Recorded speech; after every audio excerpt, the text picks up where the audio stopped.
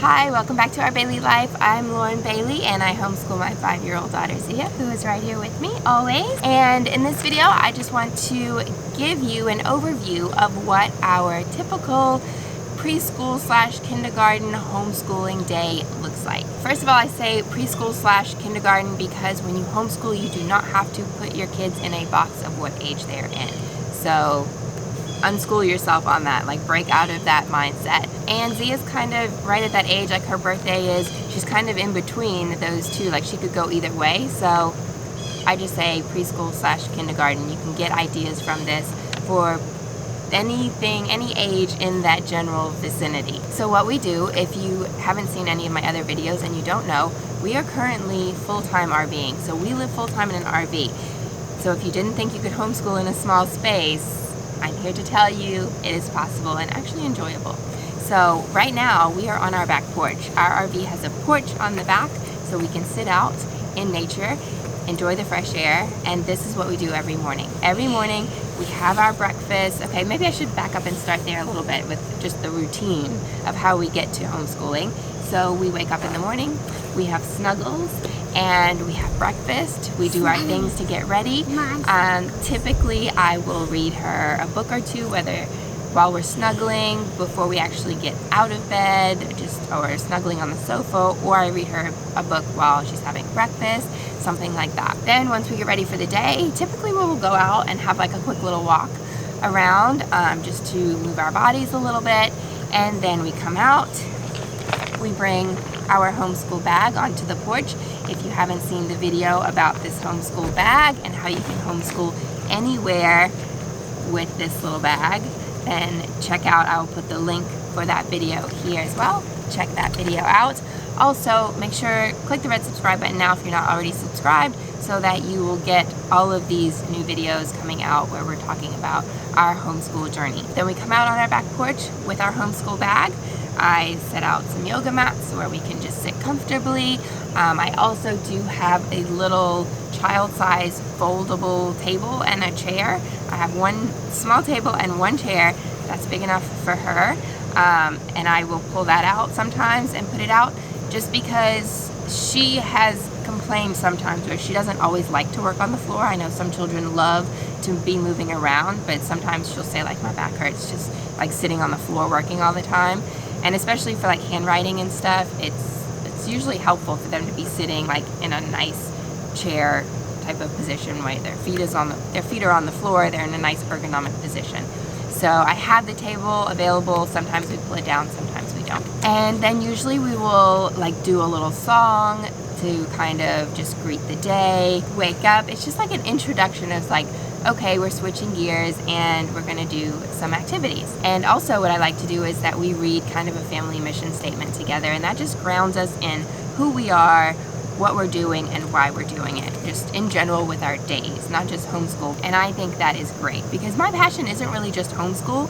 My passion is family. My passion is creating strong family units, working together as a family. Like, I just love it. Love it. And that's why we homeschool. It's because we want to have that family unit, that foundation, and we believe that we can give her the best. So after our song and reading our mission statement together, then basically I will choose from our bags in here, and I will usually what we start with. So this is kind of an important part of it, is that we will usually start with I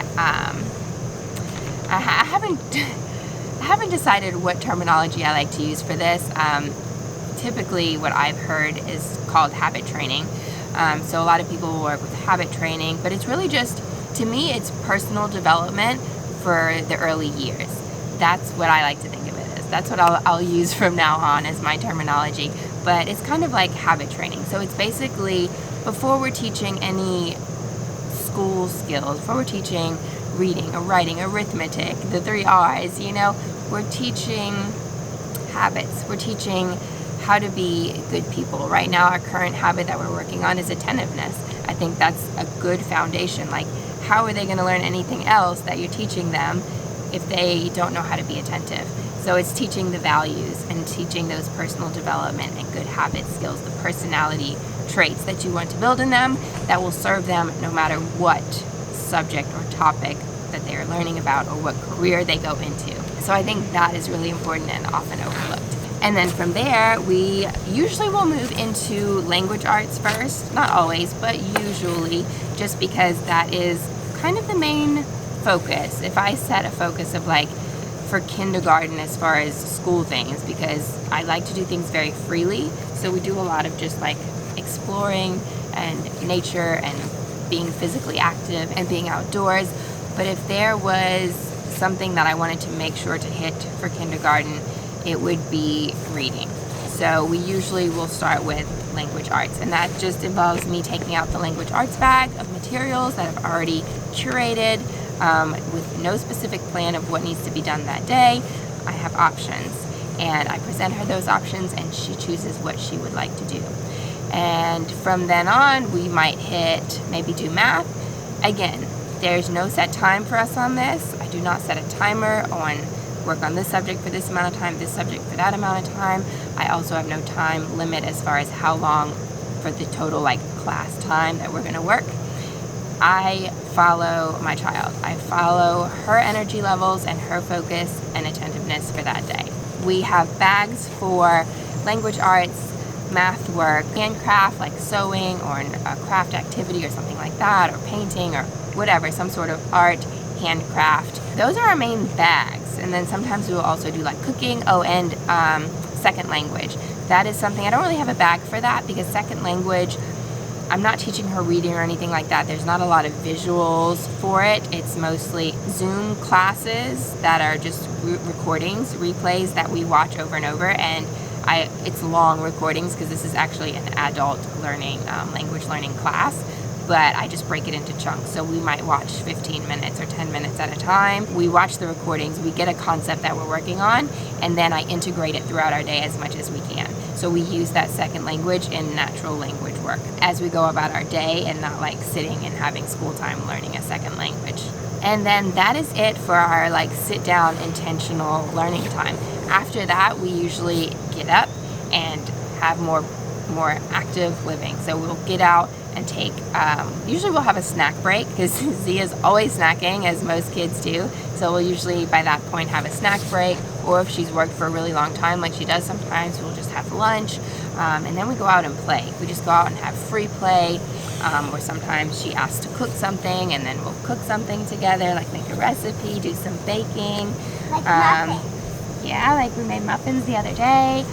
And do loads more reading of books throughout the day. We have a long period of just free play time, which often, initially it will involve a lot of physical activity, free play, and then it kind of moves into like just story reading, reading books, things like that, just having a good time. So I hope this helped you guys to get an idea of what a preschool / kindergarten homeschooling day looks like. If you enjoyed this video, if you found it helpful at all, please give it a thumbs up because it helps the videos in YouTube, and make sure to click the red subscribe button down below. I have so many ideas for homeschooling related videos that I want to share, and really we just love to share anything important going on in our lives. Right now homeschooling is a big important piece, and it's something that I'm really passionate about, so I love sharing about it.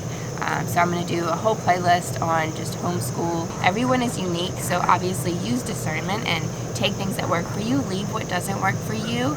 But yeah, it's just to share and to give ideas and examples, because I see so many people who are afraid to homeschool because they don't know what it would look like or how to do it, how it works, how it can work, how you can make it work for you and kind of make it your own. So that is my mission with these videos. I hope you guys like it. Thanks for being here. Thanks for subscribing, and we'll see you again soon in the next video.